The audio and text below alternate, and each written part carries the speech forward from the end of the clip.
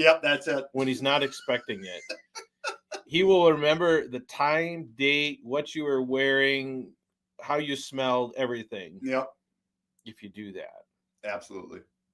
But hopefully you make it such a regular occurrence that he can't keep track of it all.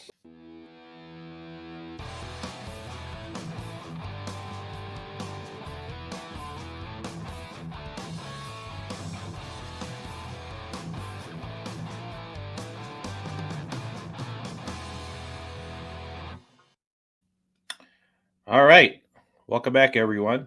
Craig and Jonah live today. All right. We haven't live streamed too much ourselves. Not in a while. Yeah, you're right. We normally have a guest. It always makes me a little nervous. The first few times that we recorded, we would occasionally drop some identifying information that at that time I didn't know how to edit anything, so we'd have to scrap the whole damn thing and start over. Now I can actually that is really funny. take words out. But we've been pretty good. Like it's been a long time since we messed up. So yep. Don't mess it up today. What you got, Jonah? Well, I ran into some friends from high school over Christmas break, and we were talking about just various funny stories. And somebody remembered this story about a girl in high school who claimed to be impregnated by an alien, and they're making other people touch their belly to feel the baby and everything. And we were just talking about how she was a kind of a nutty person, and I don't know what she's doing now. I have no idea. Was she actually pregnant? No, she was not. It was all fake. Okay. So I'm not sure if she was kind of like living. I think in the X-Files, Scully had gotten impregnated by an alien. So I'm not sure if she was kind of feeding off of that. You know, that was, you can see what time period that is if you want to look that up. But then I just said, I think she just had a really rough childhood and a really rough background. And so then that sparked a thought. Like when I think about my high school class, and so I graduated with between 30 and 40 people. So very small class, but I knew everybody. And one thing that was kind of neat about going to high school in a situation like that is that everybody was their own person and nobody was left behind. Kind of like there was, everybody talked to everybody, and, you weren't always good friends with everybody, but it was a kind of a neat atmosphere, and you knew everybody and you were your own person. You had your own individual skills that everybody kind of knew. And it was an interesting way to grow up. But looking back on it, the people that were most successful from my high school class, the people that started their own business or, got advanced degrees or just are, contributors to society, they just had parents that stayed married. And it doesn't mean that the people there was a lot of people, and I knew their parents, they probably should have gotten divorced, but they didn't, for various reasons. Mm-hmm. And doesn't mean that the people that grew up in divorced households that they didn't, succeed either. But just to a larger degree, if you had parents that stayed together, you were successful. And I don't know what to say about that as far as because there's a lot of situations where people could get divorced or probably should get divorced. But if you want, it seems like, at least from my understanding and looking back on it, if you stay married, there's just a better chance your kids will succeed. Do you think it's better for a couple to stay together and sort of raise the kids in a pretty, let's say at best cold environment and at worst a hostile environment versus maybe separating? And I would say hostile is not good, but cold might even be enough based on just the people that I know. I know that all these people didn't grow up in loving households as far as their parents were extremely loving. I know that, but it was probably cold or lukewarm. And that seems to be sufficient. It's kind of, it might be controversial to say, I don't know, but marriage is really about choosing to love the other person every day and loving your family. It's not necessarily about just being in these feelings of passionate love for your spouse all the time. It's not. For most of us, that eventually wears off. Yeah. And maybe waxes and wanes. Mm-hmm. I can see that. I think for us, we're at a season right now where I think I don't know, it's been a long time since we had this much fun around each other and with each other. That is good. That's the ultimate, that's the best case scenario. Yeah. And I'm not sure I know exactly why. It's probably a combination of things, but I mean literally I keep every so often I stop and was like, okay, what's wrong? Something's going on here. What is going on? Because things are going like really good. Like Mm-hmm. my wife is just much happier more of the time than she used to be, right? I mean, no one is unhappy all the time, but it's just like, are you mostly happy, or are you mostly angry and cold and distant? And it does seem like, I don't know, maybe this isn't the case all the time, but the wives do tend to dictate kind of the temperature of the family, whether you're happy or unhappy, and they carry a lot of that for whatever reason. Yeah, I'd be curious what people think of that. There's a few people tuning in, but I would say, I mean, what's the old saying? Happy wife, or happy wife, happy life. Yep. Whatever. I don't know. I would say in our household, the environmental temperature is very much determined on how my wife is feeling. They're kind of the thermostat for the family. Yeah. And so, because it feels like, are they controlling the temperature, or are they giving us the reading? I mean, but they're controlling the temperature. I think so. I think that's right. This idea that the dad of the house is the master of the thermostat, I think doesn't apply. No, and that's what the Happy Wife School lady says, is that happy women have happy marriages, and they kind of control that themselves. Yeah. And I mean, I can, every situation is kind of different, but there's some truth there, I think. Yeah, I mean, it seems to me that women are, do you think women are less able to make themselves happy when they don't want to be happy versus men? Oh, I think so. I mean, there's always circumstances, but I think, if they don't, it seems like if they don't want to be happy, they won't be happy. Versus, yeah, I mean, like the Happy Wife School, like that'd be a fun interview to have someday. But I think Karen Seitz is her name. Yeah, for anybody looking for her. Yeah, but my impression from her is that she seems to claim that a lot of women, a lot of women that are unhappy in their marriage or unhappy with their husbands are actually unhappy with themselves. Like, that is her basic thought process. Yeah. Right. If a woman does not have a good impression of herself, a good self-esteem, or, is she happy, or if she's unhappy with her body, for example, or whatever her circumstances in life, she's, I think, more likely to have a negative impression of her husband. She projects that to her husband and everybody around her. Yeah. And I don't know if the reverse is true.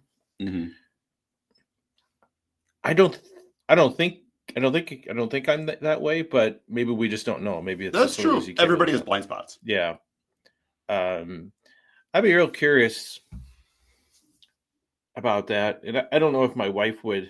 I mean, it seems true to me from my own experience. I think my wife would more or less validate that. Maybe not fully. Got to catch her in the right mood to ask a question like that. Right. She's been in a really good mood lately, even through Christmas. Like we made it through Christmas with only a few flare-ups. That's good. That's a stressful time of year. Yeah. But it seems like a major difference for right now is this is the first time since we were married that she wasn't pregnant and we had a child. Our youngest was this old. Like literally 2.5-year-old and we're not pregnant. I think 25 years in the making. Yeah, right. It's a long time. I mean, I don't think she even realized how much of a toll being a mom, expectant mom of a newborn, nursing, changing diapers all the time, burning the candle at both ends for 25 years. There's nothing left after a while. It just, it's constant noise in your life. It's a constant drain what you have. I think that's absolutely true. I think that's, and I just can't imagine that many people are immune from that. And I think it's one of the I think it's one of the realities of large families, especially. Now, how you define large family, I guess, is somewhat modern society would say 4, but that's nothing compared to right. I mean, I think if you have 4 or more small kids in your house at any one time, I consider that a lot. I mean, that's just a demanding situation. Yeah. You know, the 1-year-olds and the 3-year-olds and the 4-year-olds are just so demanding. Yeah. Right. Of your concern, your time, your patience level, all that. And I think when you're under that constant duress, and for most moms, that's just constant. I think for us men, we can kind of turn it off and check in at the office or check in when you go podcast and stuff like that. But for women, it just doesn't turn off.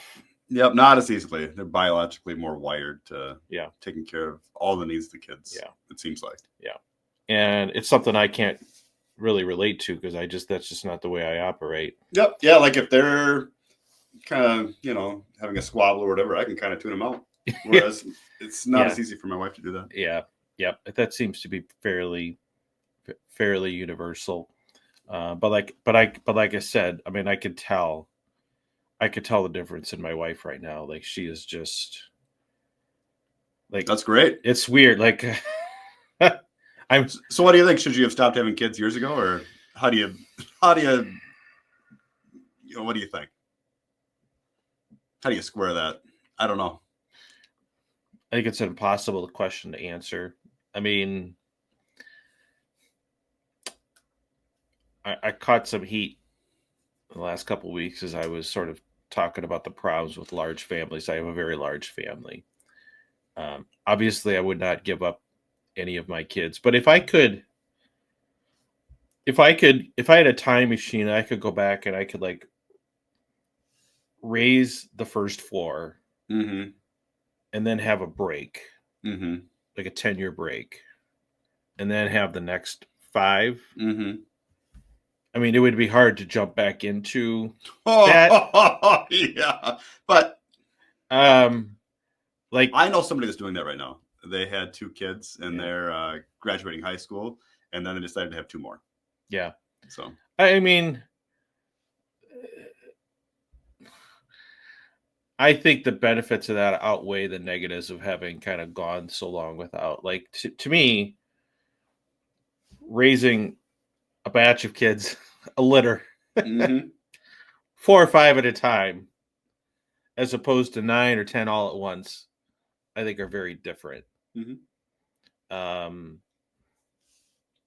For all kinds of reasons. I mean, I think financially, I think the ability to do some things with the older kid, the first group of kids, maybe you can go to Disney, go on trips, vacations that you just can't do financially or logistically or whatever. That's been our 5 struggle. Small kids behind them. Right. I mean, that's why it took us 20 years to go on a, extended family vacation. Whereas, if at some point we had 5 kids that were, let's say, 15 down to 6 or something like that, that's a very different package than 15, like 16 on down to 1, right? Yeah. So I think that's, I mean, if I had to go back and redo it all, I would want all my kids, but that's how I would do it, I think. I mean, theoretically, you could wait to have kids. I think that's something, honestly, that ought to be encouraged a little more, or not discouraged. I think this idea that couples are being selfish if they take, let's say, a couple years, newly married, figure things out. I think that if that's one thing that we should have done differently. And we didn't have kids until we were 30. Yeah. And that's when we got married too. Yeah. But we had been together for 5 years. I know you guys had a lot of fun. You were doing a lot of stuff together beforehand, and Yep. maybe we're in a little better position financially when you had kids. So I mean, We were, honestly. So, and that was a good thing. yeah. I mean, it's less stressful. Yeah. For us, it's just been, I was still in school when we had our first two kids and starting a job. And I mean, it's still stressful. Like there has never been a time when it wasn't financially stressful. Yeah, and I mean, I'm not saying it wasn't financially stressful for us either, but we were in a place where my wife could stay home because she wanted to. And for us, it's my wife stayed home because we had to. Like you couldn't justify a babysitter for that, right? Yep. Now my wife works a little bit because she wants to, more so than because she needs to. It is good. Yeah, it's good to do other things. But I think that I would like to see Catholic society, at a bare minimum, remove the stigma from couples waiting either to get married or waiting to have kids after you get married. How long do you wait then? How long is acceptable? Because like the Mary Beth, Tard wife or whatever on Twitter, she talks about how she has Protestant friends that been married for 10 years and have no kids, and I can see that also being. I mean, there's no perfect solution. I don't think. So what my life look like? How much different would my life look like if we waited 2 years before we had our first kid? Maybe it look very different. Maybe be worse. I don't know. Yeah, you just don't know. All I know is that I think the couples that are in their 30s, they don't have kids, but they treat their dogs like kids. That is so ridiculous to me, and it just they don't know what they're missing out on, honestly. And I feel bad for them from that perspective because a dog is obviously nowhere near as rewarding as having a child. Yeah, I mean, I think if a couple took 2 or 3 years and spent that time growing their relationship, maybe even doing some coaching and communication counseling type things. I think you're just going to start with the counseling then, right out of the bat. I think everyone should, honestly. It makes sense. We'll call it coaching so people don't feel like they're being counseled, but like just learning how to do stuff that other people, or learning about your past and how that affects who you are today. I think so. Yeah, if I could go back in time, I would wait 2 years to have kids, start doing coaching / counseling right away, and use that time to both travel and do things together, but also save money or put money, invest money towards something that could help us long term. Investing money is always a good thing when you're starting out. Yeah, we just didn't do any of that. We couldn't do any of that.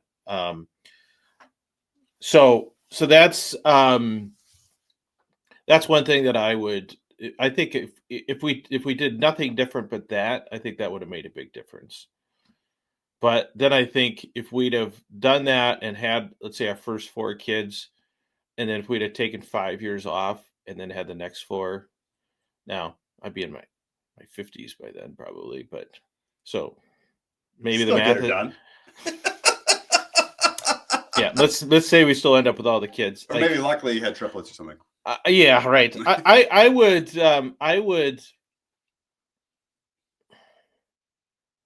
I would rather be changing diapers as a 50-year-old man than go back through the struggles as a 28-year-old dad of 3. Like I just like that. Yeah.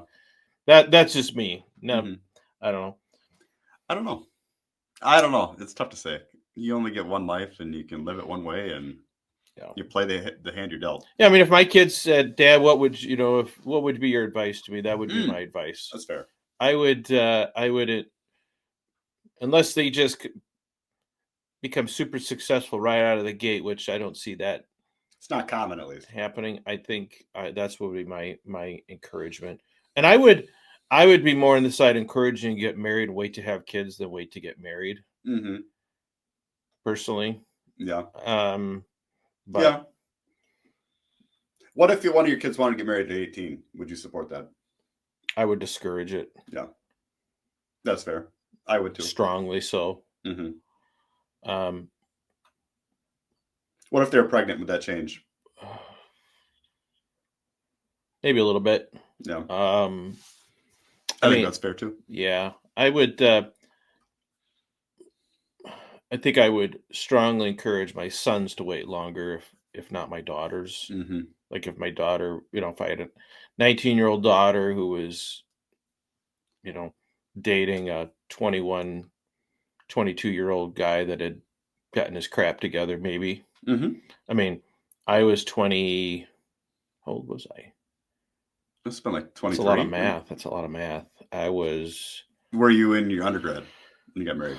I was a year out. So like 23. I was 23-ish. My wife was she 20? 20 years old? No kidding. Or She couldn't even drink yet. did she? Yeah, I'm trying to think now. She was almost 21. She was a few weeks from being 21. Wow. And she was born she was ahead of her class. Like she was like a September, August baby and started that year. So she was I don't know, ahead of things, but I would not encourage that. Mm-hmm. Her dad probably should have persuaded us to wait. But my wife and I didn't meet till we were 25, and then we got married at 30, so it's a little different. Yeah, I think that, and of course, I think, I mean, is it more true now or less true now that people should wait versus when we were, things have changed a lot in 20 years. Things have changed a lot. I don't know.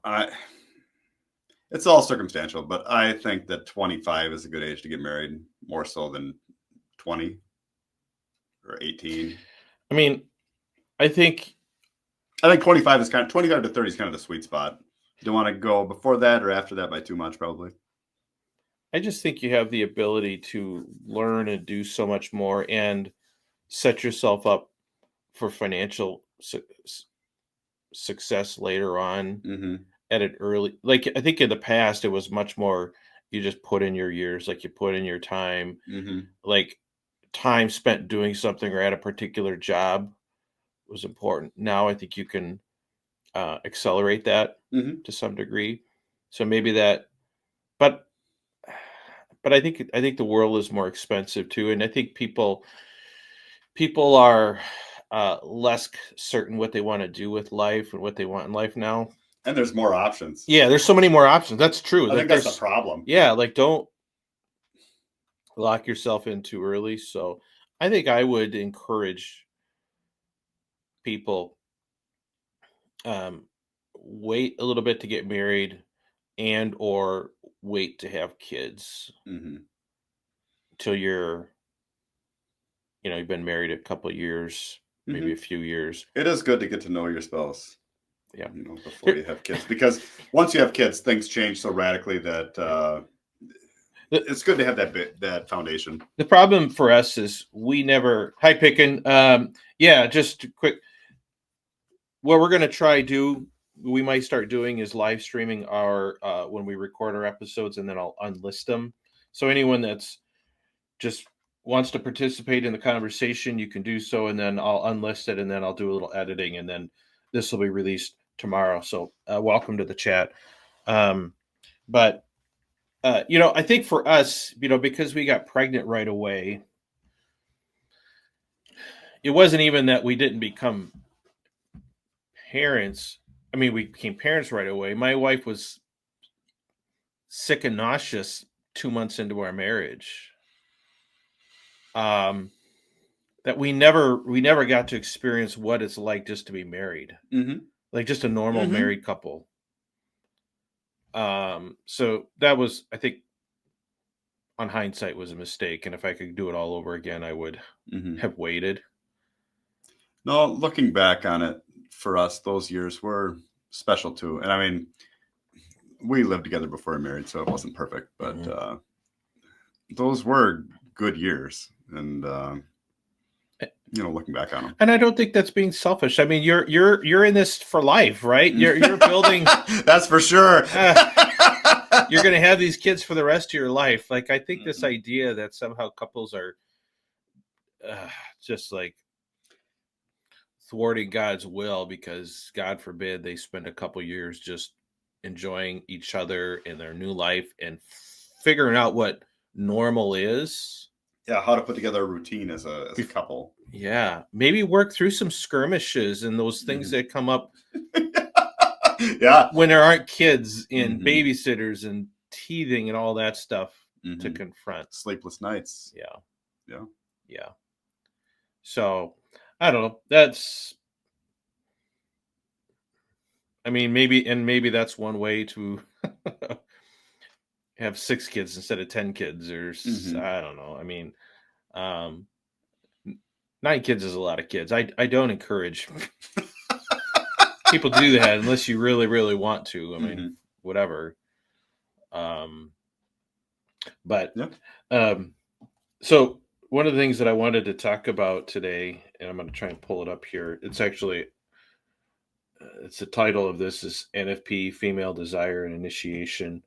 One of the ladies in our group sent me or wanted to do a poll. Let me see if I can find her message. So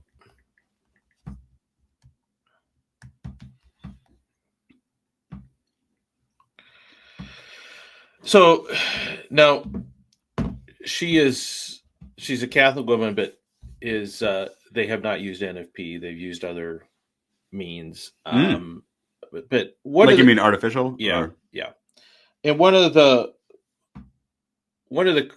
questions that comes up a lot is, does NFP make women less either afraid to initiate, or does it cut down their desire for intimacy because there's more of a fear or risk of being pregnant? Maybe you've gotten caught in the past when we have, right? Do you think that affects women going forward, even though you're using NFP, you're confident in it, it's not foolproof?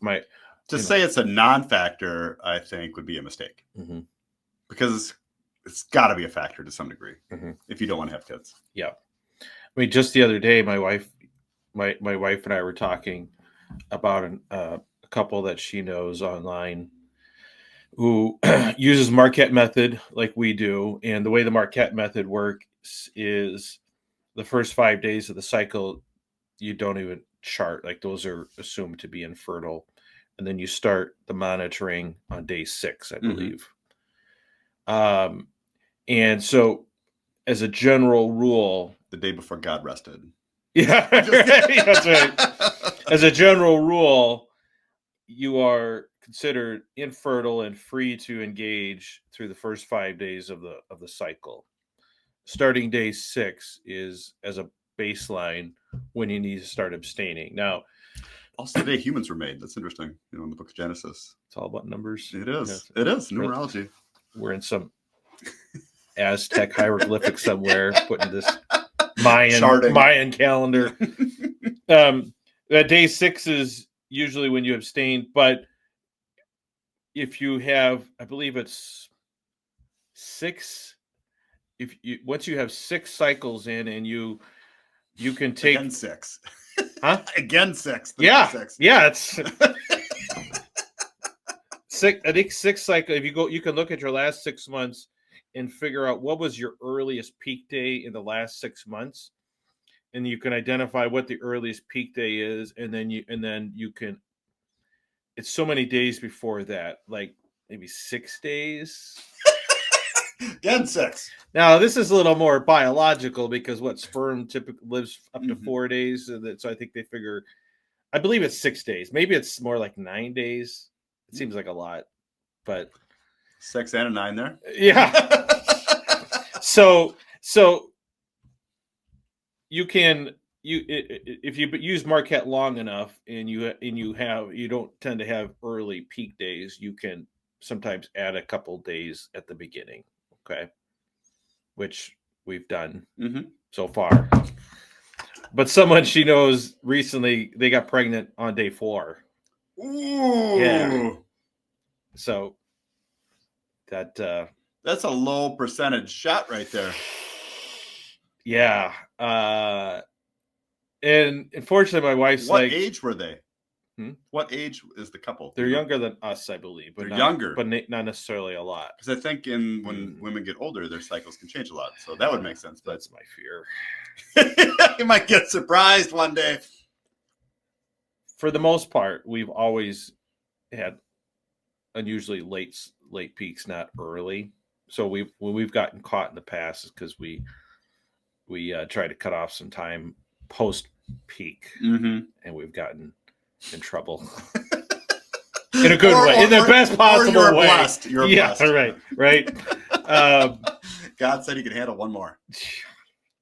So, and she's prepared to accept that if that happens, if we get a day 4 or whatever, she's willing to accept that. Well, you don't watch The Office, do you? I've seen some episodes, but no. So there's a scene in The Office. Maybe I'll edit it. If I get good at it, I'll put the scene in here. We'll see. All right. Stanley has a heart attack, and something about Michael asked Stanley, he's like, well, what will happen if you have a heart attack and no one is here or whatever?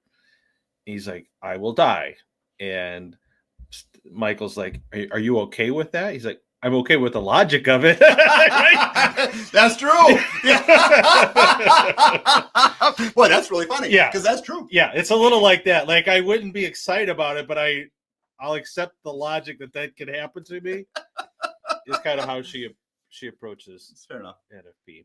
But that probably doesn't make her want to initiate, or Well, that's the question. Is now, how do I say this on this channel without saying too much? My wife is a responsive desire, like most. Okay, like a lot of women. Maybe not most, but a lot of women. And I don't think it's a practical matter. We've never gotten to the point where I wasn't already ready to go, right? Like, if we had 3 weeks in a row, my wife would initiate, but we never get to 3 weeks before I've initiated first, right? So yeah. So I don't know what that alternative reality looks like. So you've never turned her down either? I'm just kidding. No. I just haven't had a lot of situations where I needed to. I would now, though. I mean, if she initiated a peak day, I'd be like, oh yeah, you'd put your foot down. I would at least walk away and see if she chased me. I wouldn't run. I'd walk. Give her a chance to pursue. Yeah. It's fair. But so I play hardball there. Yeah. Gotta play a little hard to get, right? Yeah. The other day, our son, who's a sophomore, was in the kitchen with my wife and in high school. Yeah, high school. Sorry, and he said something about he comes up. My wife and I must have been jabbing at each other, and he said something about, Dad, we should go on a women's strike or something like that. And my wife didn't miss a beat. She's like, your dad already tried that and he failed. Oh man. I said, son, it's really fun in theory, but this is a battle you cannot win. We need them way more than they need us. That's funny. So, but it's true. Like, it's just swept the leg right there. She did. No mercy. You knew. Yeah, we strike first, strike hard. We no knew mercy. she was gonna come. Yeah. But whatever. Yeah, I did. I saw that coming. Yeah. That was my biggest hesitation of ending the celibacy challenge. Get jabbed, but she's got the trump card. It's the first time she's done it, and she can play it over and over again. Yeah, right. So she's calling my bluff. See if I try to do it again. Which Are you thinking about it? Not really. I've seen enough of that. Despite all the benefits. Well, the benefits are it saves you a certain level of misery that goes with NFP. But it has its own misery. But yeah, it has misery that NFP doesn't have. So it's like, I don't know. It's just I'm like not a wheel of misery, you know. Yeah, it really is pick your poison. Kind of Yeah. thing. But when it comes to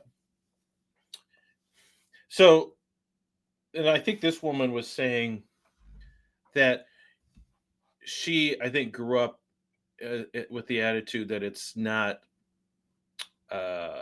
polite or proper for a wife to initiate or show desire. Really? Yeah. Well, that's too bad. Yeah. And she was asking if other women share in that. I don't know. We don't have a ton of women on the channel. We're growing. We've been accumulating some really interesting women members in our community. I've been really happy about that. But I don't know. What percentage do you think of women do initiate? Well, the tired wife sounds like she probably does. Yeah. I mean, well, so do we need to distinguish between couples that are using NFP and those that aren't or don't need to? That's true. Probably yes. Yeah. For the purposes of the question. Yeah. I mean, because I think that there is no man alive who doesn't want his wife to initiate. I mean, it's a very low percentage. Yep. Yeah, I mean, if that's every guy's kind of dream. Yeah, if there's women out there looking for a late Christmas present for their husband, maybe an early maybe they Valentine's. got him something crappy. Yeah, early. Here's a chance to redeem yourself. Just initiate. Yep, that's it. When he's not expecting it, he will remember the time, date, what you were wearing, how you smelled, everything. Yep. If you do that, absolutely. But hopefully you make it such a regular occurrence that he can't keep track of it all. Like that would be. He would be a very blessed man. That would be amazing. Yeah. And that's just not reality. I mean, well, it happens sometimes, but it's not a common occurrence, I think, or a regular occurrence. I don't think so. I mean, for us, it could have been, back when we were, extended infertility and stuff. That's something my wife could have done. We kind of fell into a pattern that I wasn't super happy with. I think she enjoyed the pattern more than I did, I guess. So she could have pulled in some surprises there, but we're past all that now. We're not till menopause do we have, because when you're using NFP, and this is, I think, one of the benefits of NFP, maybe the biggest benefit of NFP is it avoids all that for the most part, because there's 10 to 14 days or more a month that it's that question is answered for us. There's no initiating going on. And then when you have those brief times, you just kind of know, like all right, the stars have aligned. We don't have to talk about it. We just know. The green light is on. Yeah, right. So for us, I actually think NFP takes a lot of stress away. This has always been at least from our standpoint in our marriage, if we suddenly tomorrow said, the church says, go ahead and use birth control, and let's say we use, I think it would introduce an opportunity for frustration that we don't have now, because I don't think we would be as intimate as often as I would want to under circumstances where we can more or less do it when we want. Right? Like I as frustrating as I am as the NFP owning, I think I would be even more frustrated probably. Yeah. Under those circumstances. But I don't know. That's just my impression, knowing myself a little bit. Yeah. Knowing my wife a little bit. My wife benefits from 2 weeks off, because by the time 2 weeks rolls around, she's ready to go. Right. So it's just getting through those 2 weeks without driving yourself insane is where the burden of NFP. Yeah. if you can make it through that, or if you're one of these couples that actually has, let's say, a more like an 8 or 10 day, which is still too long. It is a long time. I mean, if it was a week, like if I could redesign the fertility realities, human biology, yeah, redesigned. Maybe we give sperm a 4 days, shorter shelf life or something like one that. Day. 1 day maybe. Sperm lives 1 day. Lives 1 day. You got wouldn't that be nice? A 4-day window. I mean, that would be really great. If you could play God. Yeah. Gonna go back to the beginning. I'd probably give myself some money first, but once I had that set up, actually, if I didn't get a nickel out of it, but I could change the shelf life of sperm and the environment to 1 day, for those of us that just want 1 day, yeah, that would make NFP a lot easier. Or like if there was some kind of food you could eat, yeah, it would do that. Yep. Yeah, I don't know. Or some little light goes off when ovulation. You know exactly how many. There was an indicator. Yeah, like even if you leave it as is, but you get a 5-day advance notice of ovulation, because then you got okay. Let's say you take 6 days off. Once ovulation happens, if you're pretty confident out of it, now you could roll the dice, but the egg only lasts for 24 hours, 24 hours, right? Yeah, 24 to 48 hours, I think. Right. Yeah. You could very easily cut that window down to 8 days, 7 days, 8 but days. then perhaps humans wouldn't have survived to this point. Yeah. Because there were times where, during the Ice Age, I think especially, there was a very small number of humans relatively, and they were close to extinction. But yeah, we made it. Yeah. Thanks to viable sperm. Fine. Could it just be a little less viable? Yeah. Could it? Well, actually, the sperm isn't all that viable. It's the cervical mucus that does all the heavy lifting. Boy, you know too much. Information you got to know. Well, you know whether you want to know it or not, but so that continues to be why I personally am not like legitimately, if the church had just reversed its position on it, I would not jump headlong into contraception. Yeah. Maybe I would consider condoms during the fertile time, maybe, but only lambskin, keep it natural. My wife doesn't trust those. She's like, no, there's no way. I don't trust you to know what you're doing, buddy. So I said, well, no, like 2 or 3 on. How do you know that your wife doesn't trust you with that? Well, I've asked her. Oh, okay. I'm just hypothetically. More than the good folks at Trojan and Durex? Yeah. Yeah, maybe they have some, I don't know, like money back guarantee. Here's a check for the cost of raising your child for the next 18 years, but fails. There was free babysitter for life. I don't know. Maybe. Boy, that'd be a funny guarantee. Yeah. Those boxes though, I've seen them. Yeah. But they don't come with those kind of warranties or guarantees or anything. Maybe that's what we could design if church ever changes its. Well, they approved the holy condom, so yeah. I don't know if they're for everyday use though, just for certain circumstances, I think. But my wife would not trust those at all.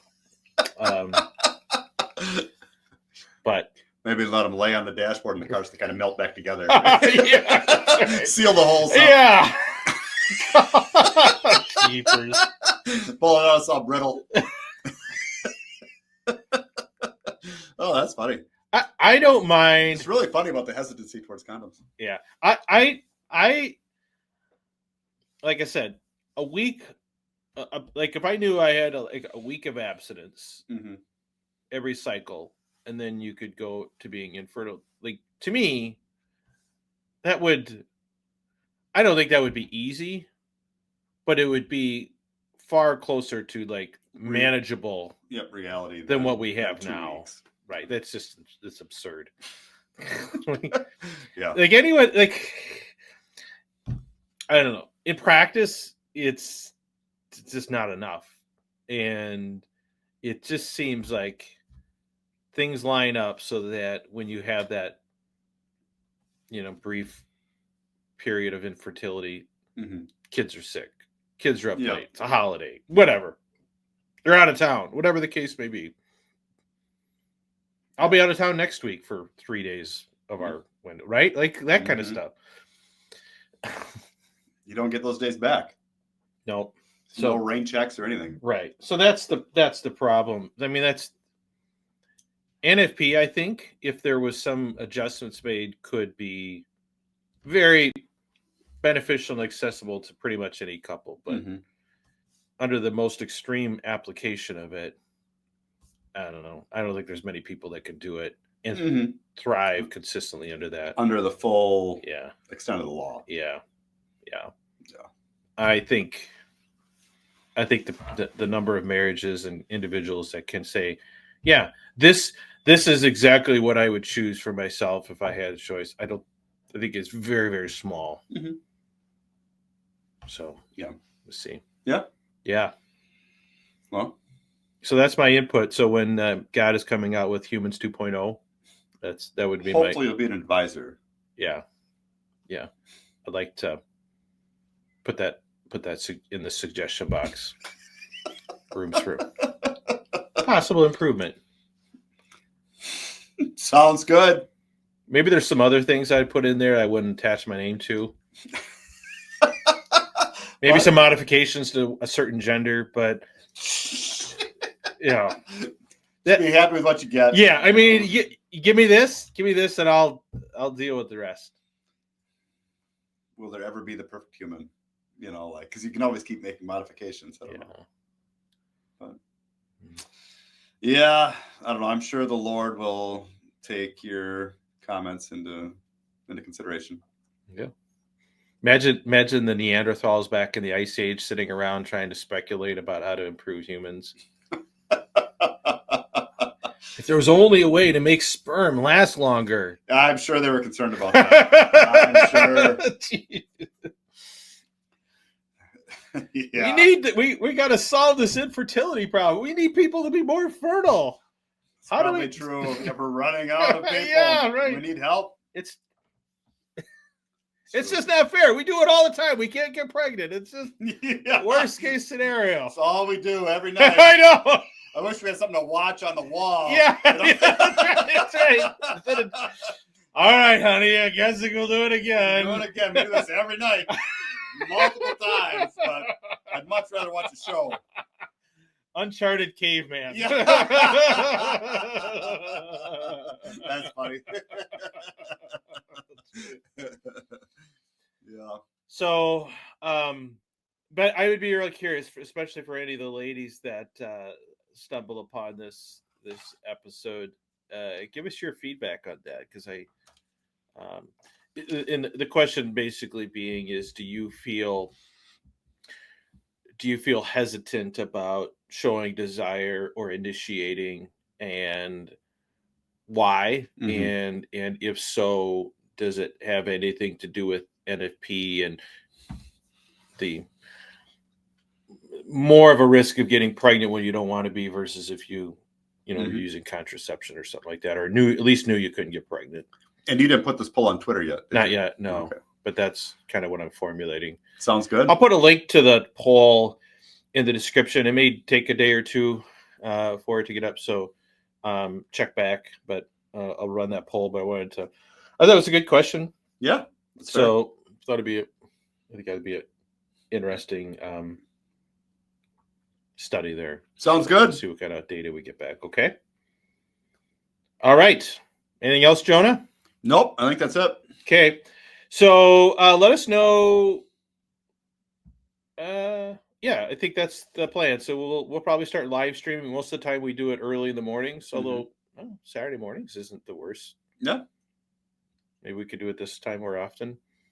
Open up the live stream for people that want to be in that, and then we'll unlist it, do a little editing, and then you get the regular scheduled episode later on. The other thing I'll say is just a housekeeping matter, is for those that listen on Spotify and Apple and whatever, there may start to be a delay of a day or two for it to go up, just because logistically with my VA who does it work, sometimes I don't get the stuff finished up, the final proofing of titles and descriptions, until the day before, and sometimes there isn't time to get it over onto Spotify in time for it to come out on Sundays at 5 p.m. like we normally do. So if you like if you want to get it when it comes out 5 p.m. Central Time on Sundays, you have to go over to YouTube. If you're willing to wait a day or two, we'll make sure it's on Spotify as well, Apple. So, okay. Sounds good. All right. Thanks, Pickin, for showing up in the chat. Appreciate your comments. Thank you, Jonah. And until next time, everyone. Bye. Have a good one.